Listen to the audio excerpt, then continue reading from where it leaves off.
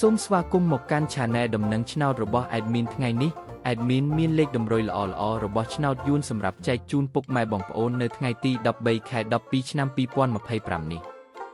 ដូចនេះ Admin មិនចង់ឲ្យចំណាយពេលវេលារបស់ពុកម៉ែបងប្អូនយូរតោះយើងមកតាមដានលេខតម្រុយរបស់យើងទាំងអស់គ្នាសម្រាប់លេខតម្រុយ2លេខមានលេខ54លេខ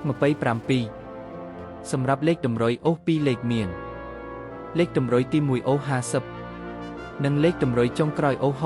60សម្រាប់លេខតម្រុយ3លេខមាន360គុណនិង